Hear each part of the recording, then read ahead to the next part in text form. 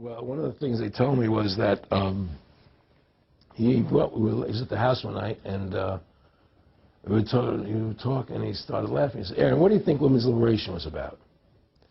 And I said, I had pretty conventional thinking about it at that point. I said, I think it's about women having the right to work, getting equal pay with men, just like they won the right to vote, you know? And he started to laugh. He said, "You're an idiot."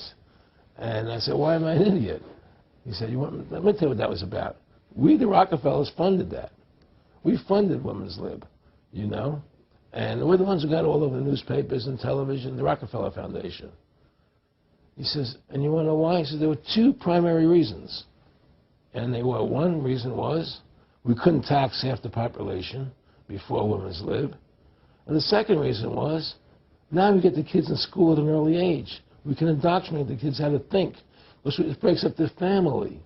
The kids start looking at the state as the family, as the school, as the officials, as their family, not as the parents teaching them.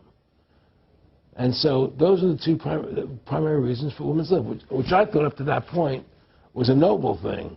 You know, when I saw their intentions behind it, where they were coming from when they created it, the thought of it, I saw the evil behind what I thought was a noble adventure. Aaron, did you know that Gloria Steinem, in one of her own books, now admits the CIA funded Miss Magazine? No, I had no idea about that. The Independent Research Service. That's right. Well, exactly when did your own association with the CIA start, and in what fashion? Did they come to you, or did you go to them?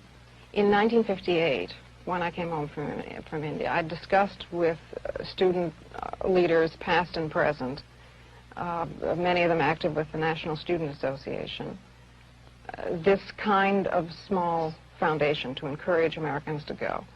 They thought it was a good idea, too.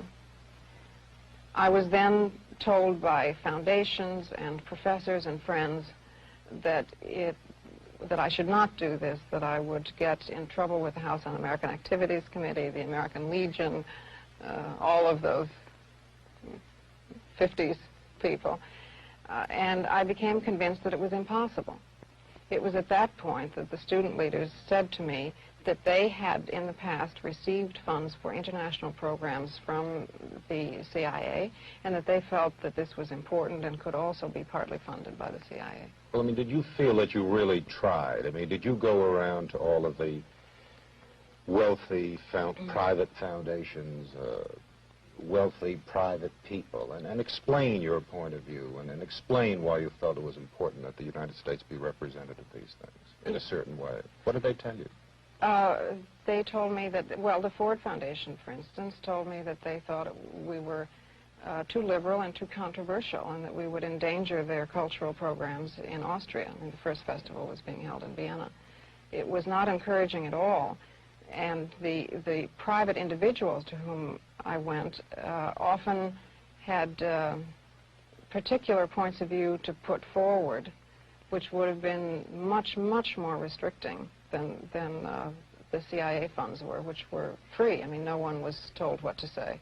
You mean they were free? You mean to say it was easier for you to work for the CIA than a private organization? That's right. And the reason I think that comes as a surprise, as it did to me at the time. I mean, I had the conventional liberals' view of the CIA as a right-wing incendiary group, and I was amazed to discover that this was far from the case, that they were enlightened, liberal, nonpartisan activists of the sort who characterized the Kennedy administration, for instance.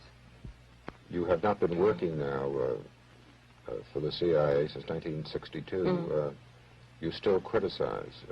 You were down recently in Washington? Yes, when the story broke that I had once been, that I had for 4 years been a Central Intelligence agent, I was demonstrating outside the Pentagon underneath Mr. McNamara's office against bombing in Vietnam.